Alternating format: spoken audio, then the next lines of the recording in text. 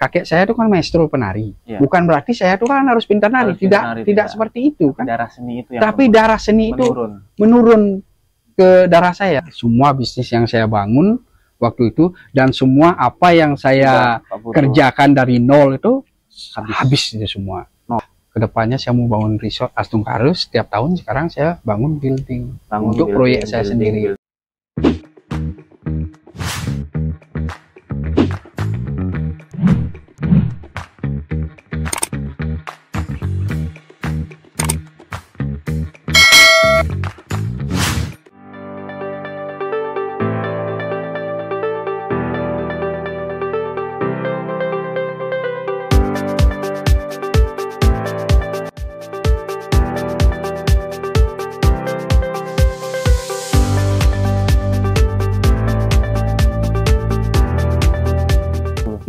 Karena apa, Pak?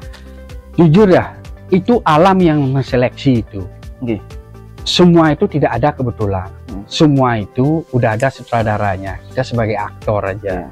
Nah, waktu zamannya itu saya tuh paling seneng main layangan sama anak. Main layangan. Dan buat sendiri. Karena uang udah nggak ada kan. Kalau minta ke istri kan nggak enak kan beli layangan dan lain sebagainya. Akhirnya momen anak-anak yang saya ajak bermain ya di sawah.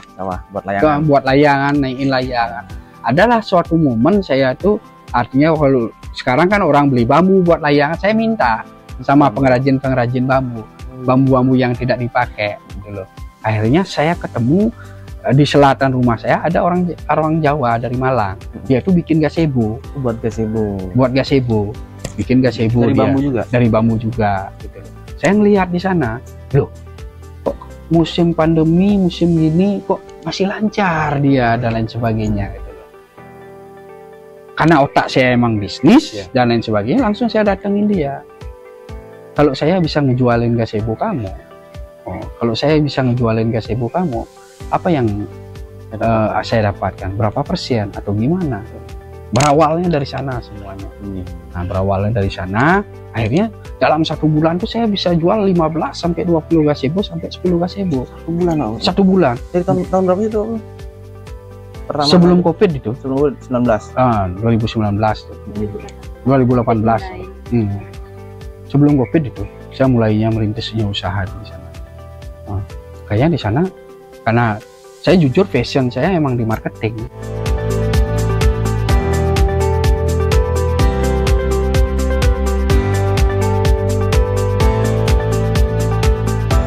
Dari sanalah mulai pertualangan keluarnya Ratu Bambu Bali. Dari sana mulai Ratu Bambu Bali. Ratu Bambu Bali ini tercetus kalau orang bilang kalau di Bali kan bukannya gimana, itu langsung keluar loh dari mulut dan langsung diketik. Bukan tiang mau buat apa namanya dulu. Nah itu kalau saya bilang itu wahyu yang diberikan. Ratu Bambu Bali. Jadi namanya nggak dipikirkan? Nggak pernah saya pikirkan. Artinya nggak pernah saya bayangkan. Ininya nggak pernah saya ginikan, langsung waktu itu ketika saya beriklan langsung ngetik Ratu Bambu Bali. Nah setelah saya maknai, loh kenapa saya ketik Ratu Bambu Bali, namanya kok bagus ya gini gitu loh. Kenapa? Kalau kita orang Bali gitu loh, kan nggak pernah kita bilang dalam artian ketika kita sembahyang tuh pasti bilang kita Ratu Betara. Kan itu kan bahasanya kan, nggak pernah kita bilang tuh Raja Betara kan nggak pernah gitu loh. Pasti Ratu Betara gitu loh. Nah nama itulah karena yang itu diajarkan untuk mendekatkan diri, rasa bersyukur, makanya timbul dengan secara tidak langsung saya tuh ngetik Ratu Bambu Bali. Itulah yang dikasih gimana ya namanya, kalau yang jalanin kan saya, yang merasakan ke saya, itulah wahyunya. Wahyu yang diberikan, anugerah yang diberikan. Makanya terciptalah nama Ratu Bambu Bali.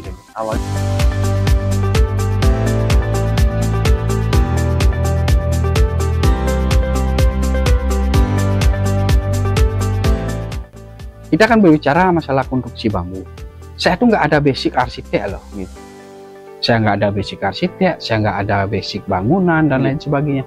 Banyak pertanyaan, kok bisa Pak Putu di sini? Kok bisa dikonstruksi bambu? Kok bisa ini? Kok bisa gini? Ngedesain kok bisa? Ini kok bisa? Ini kok bisa? Gitu. Jadi intinya gini, nggak ada sesuatu yang nggak bisa kalau kita pengen belajar. Betul. Itu pertama. Nah, terus kita berbicara masalah bambu. Bambu itu kan seni. seni, Pak. ide dan lain sebagainya itu kan seni. Nah, kenapa saya mengulang tadi pembicaraan bahwa kakek saya itu ada orang seni itu loh. Sini. Nah, di sini. Sini. Dalam artian apa?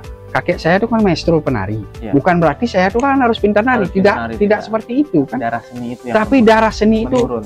menurun ke darah saya. Ya, di jiwa Bapak ada jiwa seni tersebut. Itulah Bapak aplikasikan di bambu. Di bambu ini. Nah, ketika saya melihat bangunan bambu dan lain sebagainya itu, saya tuh udah berpikir. Ya. Dalam artian apa? Bisnis itu murni. Saya juga mempelajari bisnis dalam artian apa? Amati, tiru, modifikasi. Kan itu dalam artiannya. Saya bangun relasi, saya perdalam ilmu saya di ini apa namanya? Di konstruksi bambu. Kalau saya jujur, orang bilang kan bambu itu warisan dari nenek moyang kita. Itu benar. Itu benar. Tapi kalau untuk konstruksi bambu pengembangannya seperti ini, kita tuh harus berterima kasih kepada John Hardy. Oh, John Hardy. Karena dia yang pengembang bambu, konstruksi bambu pertama di dunia dan di Bali. Ya. Kalau nggak ada dia, nggak mungkin ada perkembangan seperti ini. Kemungkinan menonton rumah kita cuma segi empat dan lain sebagainya. Ya, nah, saya juga sempat mengadakan kerjasama sama beliau dan lain sebagainya, belajar banyak dan beliau dan juga teman-teman di sini kan emang semua emang pengrajin di bambu kan. Saya merangkul dengan sistem yaitu seperti yang saya bilang, berdoa, berusaha, berbagi.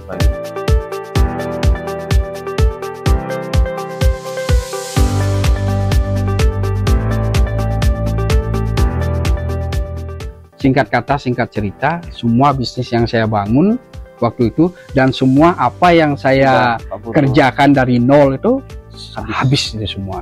Nol. Bukan nol, min waktu itu. Artinya waktu itu syukur puji Tuhan untungnya istri kerja, istri pun kerja dalam artian apa? Dia yang mensupport rumah tangga waktu itu. Ibu yang bisa mensupport rumah tangga. Tapi kita sebagai laki-laki kan nggak enak, Bu, mau beli rokok minta rokok, minta uang dan lain sebagainya gitu loh. Nah, waktu itu saya emang di titik paling nol, di titik min saya. Artinya apa? Dunia itu pilihan saya cuma ada dua. Kalau nggak gila ya mati gitu loh. Kita bunuh diri. Iya itu.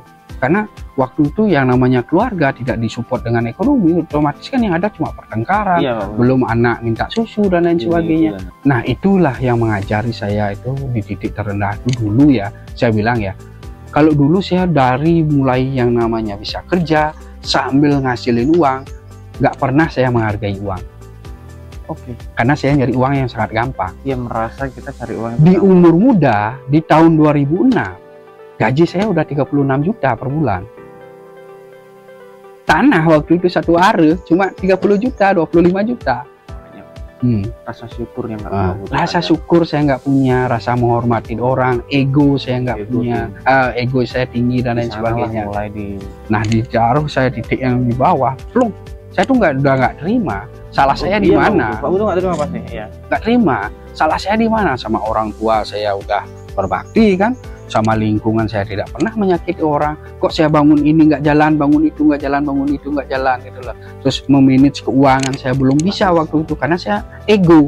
Oh nggak apa-apa, bisnis ini bangkrut. Saya masih ada tanah di Denpasar ini mau saya pakai taruh di bank. Habis itu saya bangun bisnis laundry yang saya kira jalan gini gitu. Jalan gini besar ternyata habis juga itu. Singkat kata singkat cerita habis juga itu. Nah, tapi apa yang saya dapat di sana adalah banyak hal yang saya dapat di sana. Rasa syukur, rasa ikhlas, bahwa semuanya hargai.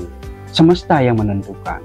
Makanya apa yang terjadi hari ini, saya ketemu sama teman-teman di sini, itu yang harus kita syukuri. Karena hari esok, kalau kita udah tidur hari esok kita nggak tahu apakah kita bangun atau tidak.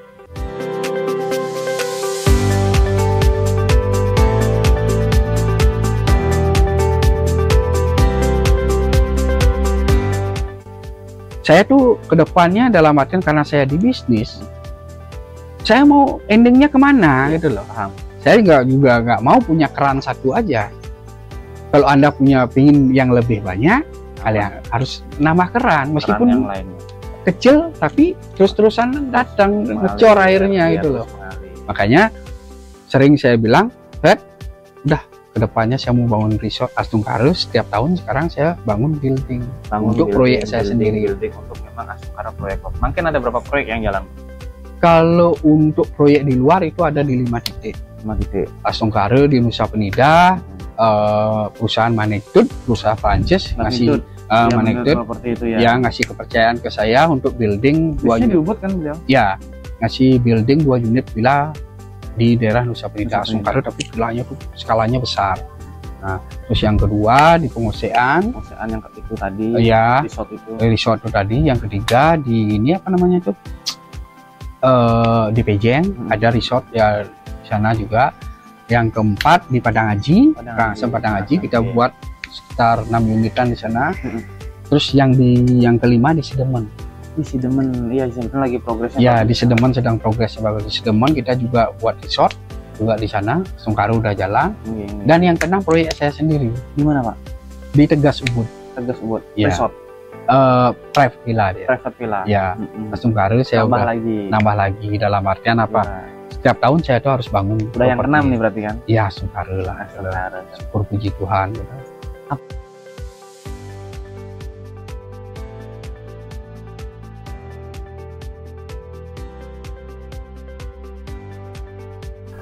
Kalau untuk anak-anak muda, pesan moral yang ingin saya sampaikan, tidak ada sesuatu yang instan. Segala sesuatu butuh pengorbanan, butuh effort, butuh semangat.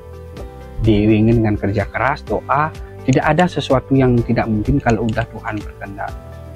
Makanya selalulah berbuat baik. Kalau kita ada kedepannya adalah misalnya ingin sesuatu, berdoa, berusaha, dan berbagi. Karena apa? Di setiap rezeki yang kita terima, ada rezeki orang yang dititipkan di sana. Itu kita percaya akan hal tersebut. Nikmatilah proses itu. Tidak ada sesuatu yang instan. Semua butuh proses, butuh waktu. Sama kayak tumbuh-tumbuhan. Begitu kita tanam, nggak langsung segar dia. Ada prosesnya dia dari kecil menjadi dewasa, dari dewasa berbuah dan lain sebagainya. Jadi bisa dipetik manfaatnya. Iya gitu loh. Itu yang bisa saya kasih ke kita. Nggak ada sesuatu yang instan, nggak ada sesuatu yang mudah.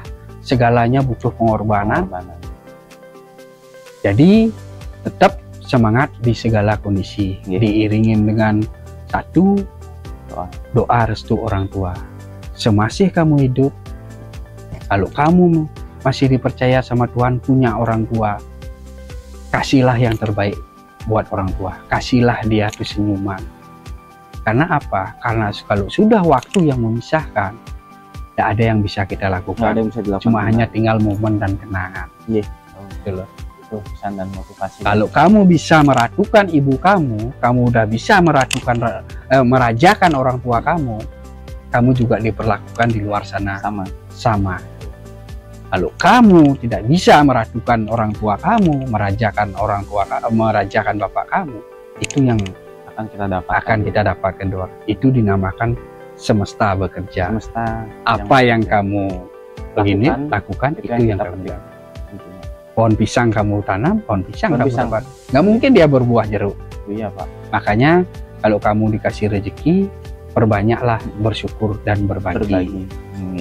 Itu pesan dan motivasi dari perjalanan Pak Putu, tentu bukan hal yang mudah. Ya, Astongkare. Dan Pak Putu termasuk sebagai orang yang beruntung, yang mampu diuji dan melewati ujian tersebut. Karena saya jujur sekali, saya tuh bersyukur keluarga semua, anak, istri, orang tua, adik-adik, mereka tuh selalu mensupport. Itu rasa syukur saya yang tak terhingga. Dan saat sekarang saya juga punya teman-teman, tim saya yang ada di Ratu Bambu Bali, semua mensupport dan mendoakan. Itu merupakan rasa syukur yang. Dan adapun dalam artian saya tuh bentuk berbagi dan lain sebagainya, mereka mendoakan dan lain sebagainya, itu merupakan rasa syukur. Poin bersyukur itu kembali. Bersyukur itu kembali. Karena apa? Saya jujur ya, ketika kita membantu orang, rasa itu loh, keberkahan itu yang kita dapatkan, dan orang itu langsung mendoakan kita, dan itu tulus. Dia tuh tidak ada hubungan keluarga sama kita, tidak ada hubungan kerja sama kita, tapi dia tuh tulus mendoakan. Kalau kita bilang kasarnya, saudara kita juga, saudaranya kita aja belum tentu mendoakan seikhlas dan setulus orang yang Betul, yang kita bantu. Yang kita bantu seperti itu, Pak. Makanya percaya dengan kekuatan semesta. Itu